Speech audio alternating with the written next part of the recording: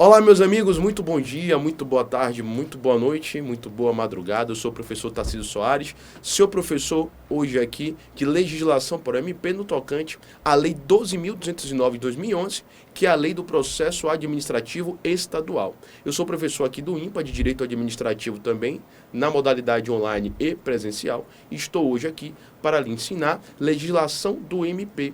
Perfeito? A Lei 12.209 de 2011, que trata do processo administrativo estadual. Então, gente, vamos tratar aqui dessa lei e, é claro, eu vou ser objetivo para vocês, né? Até porque nosso concurso já está, né, pertinho. Eu tenho que lhe dizer o que você precisa para fazer a prova, tá? É claro, a lei possui 195 artigos, né? E vamos traçar aqui as partes mais importantes, o que você precisa saber para você acertar as questões da prova. Perfeito? Então vamos juntos aqui para nosso slide. Vem para cá, meu diretor, para mim, ó. Legislação do MP, Lei 12.209 de 2011, Processo Administrativo Estadual, né? Meu nome, professor Tarcísio Soares, e-mail, professortarcisiosoares@gmail.com, fanpage, professor Tarcísio Soares no Facebook. Meu Facebook também é Tarcísio Soares normal e eu tenho uma página também no Facebook, que é professor Tarcísio Soares, e o Instagram, @professor Tarcísio Soares. Muitos já me conhecem, quem não me conhece aí, está tendo a oportunidade de me conhecer. Mas vamos começar. Ô turma, a lei começa com as disposições preliminares, né? E é claro, a gente vai fazer um estudo aqui bem objetivo. Eu não vou colocar aqui, não é somente a letra de lei, porque a letra de lei você tem acesso, então a gente tem que fazer um estudo, não é, didático para que você entenda de uma forma, né, correta essa lei. Das disposições preliminares, a gente começa, e aí o 1.1, gente, trata da abrangência. Fulcro, que é fulcro, professor, fulcro nada mais é do que cabimento legal. Está prevista lá no artigo 1º da Lei 12.209 de 2011, a nossa abrangência. E essa lei, gente, ela abrange a administração pública direta e a administração pública indireta. Só que aqui tem um detalhe. Vai abranger a administração pública direta inteira, mas só abrange a administração indireta no tocante às pessoas jurídicas de direito público. Vem comigo aqui para a tela, meu diretor. Então, minha turma, vejam comigo. O tópico número 1 trata da abrangência. Então, essa Lei 12.209 de 2011, ela vai abranger os entes federativos da administração pública direta e as entidades da administração pública indireta que possuem personalidade jurídica de direito público. Vocês ouviram? Então, vou repetir. A abrangência da Lei 12.209 de 2011 é para os entes federativos da administração pública direta e para as entidades da administração pública indireta que possuem personalidade jurídica de direito público. Então, quando eu falo que abrange os entes federativos da administração pública direta, eu estou falando que vai abranger a União, o Estado, o Distrito Federal e os municípios. Então, eu estou dizendo que essa lei ela vai abranger a União, o Estado, o Distrito Federal e os municípios, tá? E aí eu tenho um macete para os entes federativos da administração pública direta, que é o macete do MUD, né? O MUD, gente, a primeira letra significa município, U de União, D de Distrito Federal e E de Estado. É importante vocês saberem que esses entes federativos da administração pública direta, eles são denominados de pessoas jurídicas de direito público. E se são pessoas jurídicas de direito público, é lógico, possui personalidade jurídica de direito público. Se possui personalidade jurídica de direito público, é porque eles gozam de regime jurídico de direito público. Regime jurídico de direito público é o regime da fazenda pública, é o regime de Estado. E quando eu falo de regime jurídico de direito público, eu estou dizendo que tanto a União, como o Estado, como o Distrito Federal e como os municípios possuem alguns privilégios que são atrelados aí à fazenda pública. Que privilégios são esses? São privilégios em relação a prazos diferenciados, né? Prazos processuais diferenciados. Por exemplo, o Estado, ele possui prazo em dobro para recorrer e em dobro para contestar. Atenção, porque aqui teve alteração. Antigamente eu tinha um prazo em dobro para recorrer, em quádruplo para contestar. Mas a alteração ela é oriunda do novo Código de Processo Civil, o novo CPC, que é a Lei 13.105 de 2015, trouxe a alteração no tocante ao prazo da contestação em relação ao quádruplo. Hoje o prazo é em dobro, tá? Para contestar. Então eu tenho um prazo em dobro para recorrer e em dobro para contestar. Tranquilo, gente? Então, esse é um dos privilégios. É um dos privilégios chamados privilégio processual. Perfeito? Além disso, os créditos, por exemplo, do Estado, eles são cobrados mediante execução fiscal. Os débitos são pagos mediante ordem cronológica de precatórios. Além disso, de créditos, de débitos, eu tenho os atributos dos atos administrativos, que são prerrogativas, tá? Eu tenho que o Estado ele se submete à responsabilidade civil do Estado objetiva, prevista no artigo 37, parágrafo 6º. Perfeito, gente? Então, todos esses privilégios se perfazem em relação ao regime jurídico de direito público que gozam esses entes federativos da administração pública direta. Mas, além disso, eu disse a vocês que essa Lei 12.209 de 2011, ela abrange também as entidades da administração pública indireta, mas entidades da administração pública indireta que possuem personalidade jurídica de direito público. Só que antes de falar delas, gente, eu preciso tratar com vocês, e a lei fala nos chamados órgãos, tá? Antes de eu adentrar nas entidades da administração pública indireta, eu tenho que falar dos órgãos, claro, não é? Ô, turma, quando a gente fala de órgão público, o que é que a gente quer dizer? Será que os órgãos públicos possuem personalidade jurídica própria? Será que os órgãos públicos gozam de direitos e obrigações? Será que os órgãos públicos são titulares de direitos e obrigações? O que é que vocês acham? Claro que não. Ô, turma, os órgãos públicos, na verdade, são partes integrantes de uma pessoa jurídica responsável. Os órgãos públicos são partes integrantes de uma pessoa jurídica responsável. Então, os órgãos públicos, se são partes integrantes de uma pessoa jurídica responsável, eles não possuem personalidade jurídica. Se são partes integrantes de uma pessoa jurídica responsável, os órgãos públicos não são titulares de direitos e obrigações. Então, não gozar de personalidade jurídica própria significa dizer que os órgãos públicos não são titulares de direitos e obrigações. E aí você vai me perguntar, professor, não tem personalidade jurídica própria um órgão público, não são titulares de direitos e obrigações, isso significa o quê? Traduzindo em bom português, né? Traduzindo em bom português significa que não é possível se propor ação em face de órgão público, em regra. Não é possível propor uma ação ordinária, por exemplo, em face de um órgão. Por que, professor? Não é possível propor ação em face de um órgão público? Não é possível, gente, porque o órgão público não goza de personalidade jurídica própria, em regra, tá certo? Então, professor, o que fazer? Se eu não posso propor uma ação em face de um órgão público, o que fazer, já que ele não possui personalidade jurídica própria, já que ele não é titular de direito e obrigação? O que fazer? Trata-se, gente, da chamada teoria do órgão, tá? Teoria do órgão, teoria da imputação volitiva prevista no artigo 37, parágrafo 1º da Constituição. A teoria do órgão vai nos dizer o seguinte, vai dizer que toda vez que um órgão público atua na situação de fato, na verdade, não é o órgão público que está atuando, e sim, é a pessoa jurídica que vincula o órgão que está atuando por meio dele. Então, isso quer dizer que toda vez que um órgão público está atuando, na verdade, não é o órgão público que está atuando, é a pessoa jurídica que vincula o órgão que está atuando por meio dele. Então, toda atuação do órgão público vai ser imputada, ou seja, traduzindo, vai ser atribuída à pessoa jurídica que vincula o órgão. Perceberam? Então, por exemplo, se eu tenho o Ministério da Educação atuando, né, é um órgão público. Eu tenho o Ministério da Educação atuando. Quem está atuando aqui? É o Ministério da Educação. Qual é a pessoa jurídica que vincula o Ministério da Educação? É claro que é a União. Então, quando o Ministério da Educação atua, quem está atuando é a União Federal, tá? Por meio do Ministério da Educação. Ou seja, toda a atuação do Ministério da Educação será atribuída à pessoa jurídica que vincula o Ministério da Educação. Então, nesse caso, toda a atuação do Ministério da Educação, ou seja, do MEC, vai ser atribuída, imputada à União Federal. Perceberam, gente? Então, essa é a teoria do órgão ou teoria da imputação volitiva. Lembre que o órgão público não é pessoa jurídica, o órgão público é parte integrante de uma pessoa jurídica responsável, tá? E se é parte integrante de uma pessoa jurídica responsável, o órgão público ele não goza de personalidade jurídica própria, ou seja, o órgão público não é titular de direito e obrigação. Se não é titular de direito e obrigação, eu não posso propor uma ação em face de um órgão. Eu vou propor uma ação, de acordo com a teoria do órgão, eu vou propor a ação à pessoa jurídica que ele vincula o órgão. Exemplo, gente, vamos imaginar o seguinte, ó, eu tenho 2 adolescentes no âmbito de uma escola pública municipal. Os 2 adolescentes, no âmbito do intervalo, eles brigam, não é? Brigam por um trabalho que fizeram e um não colocou o nome do outro. E aí, o que não teve o nome colocado no trabalho, ele tem um canivete, e aí na hora do intervalo, ele briga com esse colega, enfia o canivete no pescoço do outro.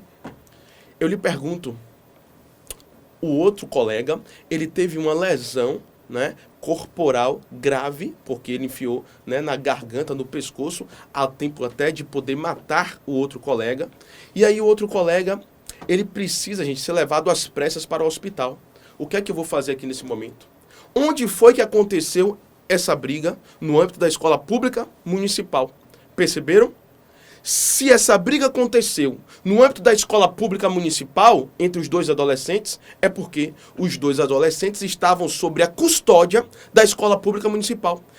Custódia, gente, significa proteção e vigilância. Então, esses dois adolescentes estavam sob a proteção e vigilância da escola pública municipal. Então, nesse momento, esse adolescente, no caso, a família dele, porque ele se encontra no hospital, poderá propor uma ação de reparação, sim ou não, para se ver ressarcido do dano que ele sofreu. Aí você vai me dizer, professor, claro que sim, ele sofreu uma lesão corporal grave.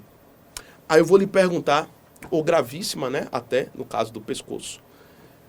Essa ação é proposta em face de quem? Será que essa ação é proposta em face da escola pública municipal? Ou será que essa ação é proposta, gente, em face do município? Ô, turma, é claro que se você me respondeu escola pública municipal, está errado. O correto é, a ação é proposta em face do município, que é a pessoa jurídica de direito público que faz parte da administração pública direta, que tem abrangência por parte da Lei 12.209 de 2011, que será proposto a ação. A ação será proposta ou deverá ser proposta em face do município, que é a pessoa jurídica de direito público que vincula o órgão público, escola pública municipal. Por quê? Anote aí. Não se propõe ação em face de órgão público. Por quê? Porque os órgãos públicos não possuem personalidade jurídica própria. Os órgãos públicos não são titulares de direitos e obrigações.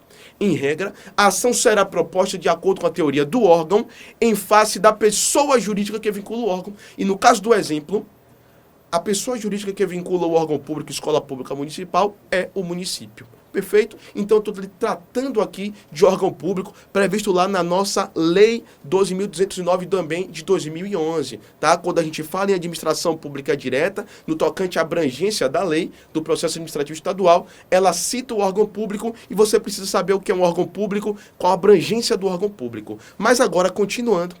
E agora sim, eu posso falar da abrangência em relação à administração pública indireta. Ô, turma, eu disse a vocês que a Lei 12.209 de 2011, que é a lei que trata do processo administrativo estadual, ela abrange também as entidades da administração pública indireta que são dotadas de personalidade jurídica de direito público.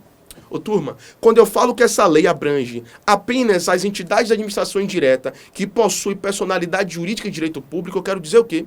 Que ela vai abranger apenas as pessoas jurídicas de direito público da administração indireta. Aí você vai me perguntar, professor, e quais são as entidades da administração pública indireta? São elas: autarquias, fundações públicas, e as fundações públicas se dividem em fundações públicas de direito público e fundações públicas de direito privado, empresas públicas e sociedade de economia mista. Repetindo, quais são as entidades da administração pública indireta? Autarquias, fundações públicas que se dividem em fundações públicas de direito público e fundações públicas de direito privado, empresas públicas e sociedade de economia mista. Ô, turma, as autarquias são pessoas jurídicas de direito público. As fundações públicas de direito público são pessoas jurídicas de direito público. Porém, as fundações públicas de direito privado, as empresas públicas e as sociedades de economia mista, em regra, não têm abrangência por parte da Lei 12.209 de 2011. Perceberam? Então, ela só abrange as pessoas jurídicas de direito público que abrangem aqui, que fazem parte da administração pública indireta. Perceberam? Aí você vai me perguntar, professor, e não tem um macete não aqui para as entidades da administração indireta? Claro que tem. Toda vez que a gente fala das entidades da administração indireta, a gente passa por uma fase, claro. A gente passa por uma fase, e a fase, gente, é claro, são as siglas F de fundações públicas, A de autarquias, S de sociedade e economia mista e E de empresas públicas. Então, mais uma vez, fase, o macete da fase, F de fundações públicas, A de autarquias, aí nós temos S de sociedade e economia mista e o E de empresas públicas. Aí você vai me perguntar, professor, mas você falou de entidades. Essas entidades gozam de personalidade jurídica e de direito público. abrange a lei apenas as pessoas jurídicas de direito público. Mas o que são entidades? Diz a lei. As entidades, gente, nada mais são do que pessoas jurídicas. Entidades são pessoas jurídicas. E nesse caso aqui, são pessoas jurídicas de direito público que gozam de regime jurídico de direito público. Professor, se gozam de regime jurídico de direito público, então, todos aqueles privilégios que o senhor falou, para a administração pública direta, aqueles privilégios processuais, dos prazos processuais, dos créditos, dos débitos, a abrangência da responsabilidade civil do Estado objetiva, do artigo 37, parágrafo 6º, abrangem também as autarquias e as fundações públicas de direito público? Claro que sim, porque são pessoas jurídicas de direito público, então possuem regime jurídico de fazenda pública, regime jurídico público, regime jurídico de Estado. Perceberam, gente? Ok. Aí você vai me perguntar o seguinte, professor, mas vem cá. O senhor falou que o processo administrativo estadual, que é regido pela Lei 12.209 de 2011, vai abranger os entes federativos todos da administração direta, mas apenas vão abranger as entidades da administração pública indireta que possuem personalidade jurídica de direito público. Portanto, são as autarquias e as fundações públicas de direito público. Perfeito. Mas vem cá. E as outras entidades da administração pública indireta, empresas públicas e sociedade de economia mista, a lei não abrange de nenhuma forma, não? Ô, turma, diz a lei, ela vai abranger de forma subsidiária. Ou seja, eu aplicarei subsidiariamente para as empresas públicas e sociedade de economia mista a Lei 12.209 de 2011 no que couber. Perceberam? E a sua prova, gente, é muito letra de lei. Eu quero que você preste atenção para a questão que possa vir a cair. E essa é uma das questões que podem vir em relação à abrangência, porque pode vir uma questão lá. A lei abrange as entidades da administração pública direta e os entes federativos da administração pública direta. Certo ou errado isso? Claro que está errado, gente, porque quando a lei fala que abrange todos os entes federativos da administração direta e todas as entidades da administração pública indireta, está errado. Porque eu só abranjo aqui com a lei as entidades da administração pública indireta que prestam serviços públicos e que são pessoas jurídicas de direito público, tá? São pessoas jurídicas de direito público que possuem regime jurídico de direito público. Então eu não posso abranger aqui, galera, as empresas públicas e as sociedades de economia mista. Por quê? Porque são pessoas jurídicas de direito privado, que gozam de regime jurídico de direito privado. Então, se eu não posso abranger em regra as pessoas jurídicas de direito privado da administração indireta, diz a lei diz que ela será aplicada de forma subsidiária para essas entidades da administração pública indireta que possuem personalidade jurídica de direito privado, portanto, as empresas públicas e sociedade de economia mista. Perfeito, gente? Tranquilo? Mas, além dessa abrangência, eu preciso partir para o tópico de número 2. Vem comigo aqui para a tela, meu diretor. O tópico de número 2 trata-se, gente, da aplicação. É claro que essa lei vai se aplicar para os poderes legislativo, Poder Judiciário, Ministério Público, Tribunal de Contas do Estado e TCM. Então, a lei se aplica de acordo com o artigo 1º, parágrafo 1º da Lei 12.209. Ela será aplicada para o Poder Legislativo, Poder Judiciário, Ministério Público, é claro, Tribunal de Contas do Estado e Tribunal de Contas do município, né? Seguindo, ponto de 2.1, aí a aplicação subsidiária, que eu já falei, das empresas públicas e sociedade de economia mista, está previsto aonde, professor? Tudo que o senhor falou nesse instante, no artigo 1º, parágrafo 2º da Lei 12.209 de 2011. Ok. Mas eu preciso tratar com vocês agora das noções sobre autoridade, processo administrativo, tá? E o procedimento administrativo. Então vamos comigo falar das noções sobre autoridade, processo administrativo e procedimento administrativo, de acordo com a nossa Lei 12.209. Vem comigo, meu diretor, para a tela. Ô, turma, quando eu falo de autoridade, ou quando a lei trata de autoridade, ela está querendo tratar de quê? Ela está querendo tratar dos chamados sujeitos do processo. E o principal sujeito, no caso, aqui, é o agente público. Então, o agente público é a autoridade. Aí você vai me perguntar, professor, e o que são agentes públicos? Claro, gente, agentes públicos nada mais são que todas as pessoas ou particulares que prestam serviços públicos, ou seja, que atuam em nome da administração pública, ainda que temporariamente sem remuneração. Então, agentes públicos são todos aqueles particulares que atuam em nome da administração pública, temporariamente ou ainda que sem remuneração. Aí você vai me perguntar, professor, Eu achava que agente público é aquele cara que fazia concurso público de provas ou provas e títulos e passava no concurso e, posteriormente, se o regime for estatutário, seguindo a Lei 8.112/90, ele seria convocado por meio de um ato de nomeação, posteriormente tomaria posse, depois passaria a exercer efetivamente o exercício e ia assumir o cargo lá. Nesse caso, professor, quando o cara faz concurso, ele não teria, não é, que receber remuneração, não, e teria que ter o tempo determinado. Perfeito. Mas você está falando aí, gente, não de agente público. Você está tratando de servidor público. E o servidor público, ele é subespécie de agentes públicos. Então, um dos agentes públicos é o servidor. O servidor público é uma das subespécies do agente. E o servidor público, sim, de acordo com o artigo 37, inciso 2 da Constituição Federal, combinado com os artigos 11, 12 e 13 da Lei 8.112/90, claro, esse é oriundo de concurso público. Mas os agentes públicos não. Os agentes públicos podem ser qualquer pessoa que atua em nome da administração pública, ainda que temporariamente sem remuneração. Aí você vai me perguntar, professor, então me dê um exemplo de um agente público que atua em nome da administração pública e sem remuneração. Eu lhe dou, só se for agora. Gente, os mesários são agentes públicos que atuam temporariamente em nome da administração pública e sem remuneração. Ou vocês já viram algum mesário que recebe dinheiro? No máximo, eu já vi mesário receber um ticket de refeição, não é? Ou alimentação quando recebem, não é? Mas normalmente não recebem nada. Então eu tenho os mesários, eu tenho também os jurados, tá? Os jurados também são aí, né, agentes públicos que atuam em nome da administração pública sem remuneração. Então, para vocês terem uma ideia da classificação dos agentes, eu tenho os agentes públicos como agentes políticos, particulares em colaboração e os servidores estatais. Bem rapidamente, os agentes políticos, gente, são todos aqueles particulares ou aquelas pessoas que atuam em nome da administração pública para exercer uma função política do Estado. Então, eles atuam em nome da administração pública para exercer uma função política do Estado. Você vai me perguntar, quem são os agentes políticos, professor? Que são autoridades no processo administrativo estadual. Os agentes políticos são aqueles detentores de mandato eletivo.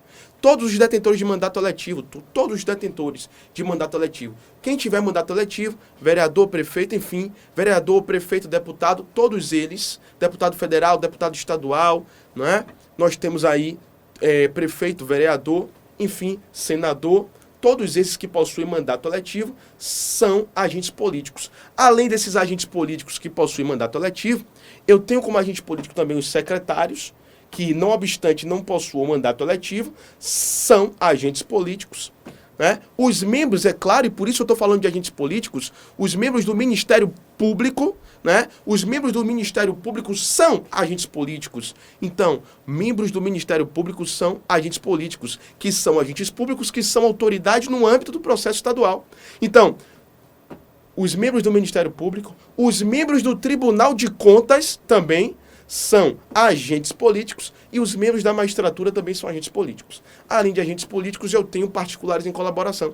Os particulares em colaboração são agentes públicos que atuam em nome da administração pública no exercício de função excepcional do Estado. Então, os particulares em colaboração são agentes públicos que atuam em nome da administração pública no exercício de função excepcional do Estado. Então, eu tenho alguns particulares em colaboração, não é? Eu tenho os mesários, eu tenho os jurados, tá certo? Eu tenho os amigos da escola, eu tenho os titulares de cartório, eu tenho os agentes de concessionárias e permissionárias de serviços públicos, eu tenho os médicos residentes no SUS que possuem convênio com o SUS. Então, todos esses são particulares em colaboração, que atuam em nome da administração pública no exercício de funções excepcionais. Além disso, eu tenho os servidores estatais, que são aqueles servidores seletistas, os estatutários e os temporários. Os seletistas servidores são aqueles regidos pela consolidação das leis do trabalho, regidos pela CLT, e esses servidores seletistas, quando passam em concurso, gente, eles são denominados empregados públicos, porque eles são regidos pela CLT. Os servidores temporários são aqueles, não é, convocados para exercer um trabalho temporário em virtude de interesse público superveniente devidamente justificado. Então, seletistas temporários e os estatutários. Os servidores estatutários são aqueles oriundos, gente, de concurso público de provas ou provas e títulos. Então, os servidores estatutários, tá, que são aí bifurcados dos servidores estatais, são aqueles oriundos de concurso público, de provas ou provas e títulos. Fazem concurso público para adentrar na repartição pública. Perfeito? Então aí nós temos a classificação de agentes públicos. Agentes públicos podem ser agentes políticos e os membros do MP estão previstos no âmbito dos agentes políticos, particulares em colaboração e servidores estatais. Tranquilo? Ô turma, além de autoridade, falar que autoridade no âmbito do processo administrativo estadual são os agentes públicos, tratar do conceito de agentes públicos, tratar bem objetivamente da classificação dos agentes públicos sem me alongar, que aqui não é ideia, não é me alongar, é ser objetivo, direto ao ponto, tá? Eu vou tratar agora do chamado processo administrativo.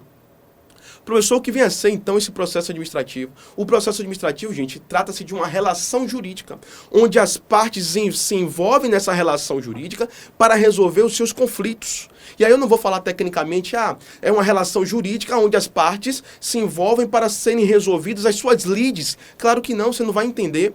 Eu tenho que falar numa linguagem que você entenda. Então é uma relação jurídica, o processo administrativo, onde as partes envolvidas estão aqui postas para resolver os seus conflitos, resolver os seus problemas. Perfeito? Mas para resolver os seus problemas, é claro que diante de um processo administrativo tem que ter uma provocação ou não. Esse processo administrativo a gente vai ver que ele pode ser feito de ofício, ou seja, independentemente da provocação das partes, tá? Independentemente, porque a própria administração pública, ela poderá instaurar esse processo administrativo estadual de ofício. De ofício significa independentemente de provocação de uma parte. E por isso, já eu vou tratar dos princípios e vou falar do princípio da oficialidade. É justamente sobre isso, tá? Então, essa é a noção básica aí de processo administrativo. Agora, em relação a procedimento administrativo, professor, o procedimento administrativo, minha turma, é justamente um conjunto de atos administrativos concatenados na busca pela principal finalidade da administração pública, que é a busca pelo interesse público, que é a busca pelo interesse coletivo. Então, quando eu falo em procedimento administrativo, eu estou falando num conjunto de atos administrativos concatenados por parte da administração pública na busca pela principal finalidade da administração, que é justamente a busca pelo interesse público, que é a busca pelo interesse da coletividade. Mas é claro, a administração pública, minha turma, vai buscar o seu principal objetivo, vai buscar o interesse público, mas precisa fazer valer e oferecer contraditório e ampla defesa, é claro. Não obstante a administração pública possa iniciar o processo de ofício, eu tenho que conferir contraditório e ampla defesa para a outra parte saber o que está acontecendo no processo para poder se manifestar em relação ao processo. Porque eu não posso sofrer uma ação de ofício por parte da administração pública e não saber do que se trata a ação. Porque eu, como parte, preciso saber do que está acontecendo no âmbito do processo administrativo estadual para que eu, parte, possa me defender. Perceberam, turma? Então, aqui são as noções básicas de autoridade, processo administrativo e procedimento administrativo que traz a nossa lei 12.209 de 2011. Mas eu preciso adentrar, turma, nos chamados princípios, os princípios regidos aí pela lei 12.209 de 2011. Tá? Vem comigo aqui, meu diretor, para o slide.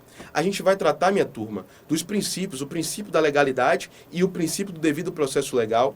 A gente vai tratar do princípio da impessoalidade, da moralidade, da publicidade, eficiência, celeridade, razoabilidade e proporcionalidade, motivação, ampla defesa, segurança jurídica, verdade material, gratuidade e princípio da oficialidade. Perfeito? Vem para mim, meu diretor. Gente, vocês podem já ter uma familiaridade com esses princípios. Por quê? São princípios que são regidos pelo direito administrativo. São os princípios gerais, né? Ô, turma, alguns expressos e alguns implícitos. Só que eu preciso, é claro, trazer esses princípios administrativos gerais, expressos e implícitos, para a vertente da Lei 12.209 de 2011. Por quê? Essa lei ela tem artigos e parágrafos específicos que tratam desses princípios. E não obstante aqui, eu vou lhe explicar os princípios, perfeito? Mas eu vou lhe trazer a letra de lei tratando desses princípios, porque eu já lhe disse e vou repetir, se a sua prova, e ela pode vir, gente, letra de lei, em relação à legislação, e o nome já diz legislação, mas o que os professores, assim como eu, nós estamos fazendo aqui, é interpretar essa lei para você e torná-la muito mais fácil e didática, mas a sua prova, ela pode vir em questão letra de lei. E por essa razão, eu preciso, além de lhe explicar os princípios, eu preciso lhe mostrar a letra de lei referente ao princípio. Perfeito? Como, por exemplo, aqui, ó, vamos começar. Princípio da legalidade devido ao processo legal. Vem comigo aqui, meu diretor, para a tela, ó.